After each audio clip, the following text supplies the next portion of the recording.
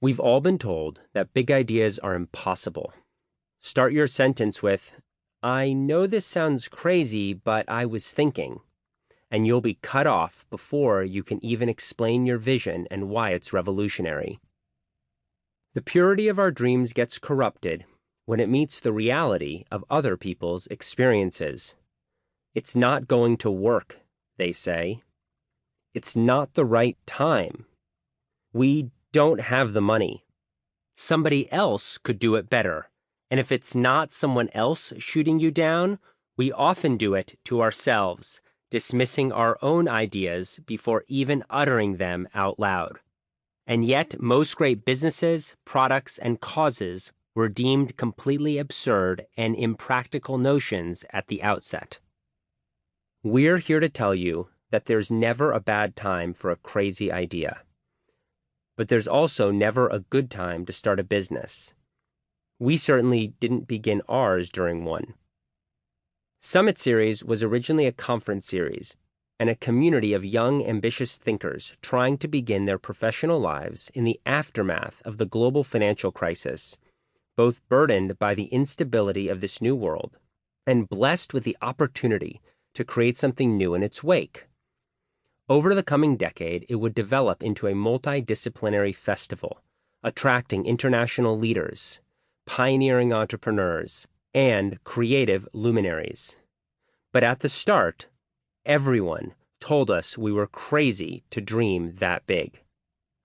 In our early 20s, we lived in a house belonging to one of our grandmothers in a Florida retirement community, sleeping in bunk beds and on couches.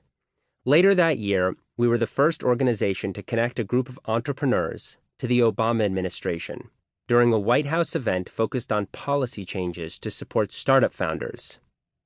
By our mid-20s, we had chartered a 14-story ocean liner, the youngest people in history to do so, we'd later learn, and created our own floating city for a weekend. Before we turned 30, we had bought North America's largest ski resort, Powder Mountain, on 10,000 acres of pristine Utah wilderness, and began turning it into a permanent home for our community. How did four young dreamers with zero relationships, zero experience, and 2 college degrees between the four of us quickly rise to hosting luminaries like Richard Branson and Quincy Jones? We are not billionaires. We hold no patents. We are not geniuses or household names. We are simply 4 friends: Elliott, Jeff, Brett, and Jeremy. Some people are destined to invent, to invest, to run for office. We have always had the burning desire to create impactful gatherings and build a community of entrepreneurs, creatives, and makers. We wanted to introduce them to new ideas, to inspire them, to help them succeed. Historically, if you were a young writer or editor after World War I, you knew you could find Ernest Hemingway, F. Scott Fitzgerald, James Joyce, and Gertrude Stein at the Ritz in Paris. If you were a young musician in the 60s, you knew that Diana Ross, Stevie Wonder, and Marvin Gaye were setting the world ablaze from Motown's offices on West Grand Boulevard in Detroit.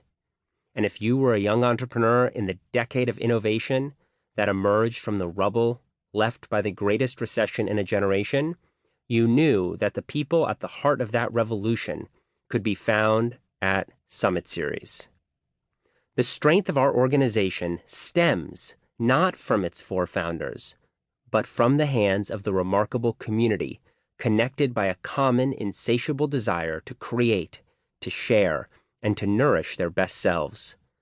Summit Series simply gives them a place to gather, collaborate with one another, and expand their minds, ideas, and friendships.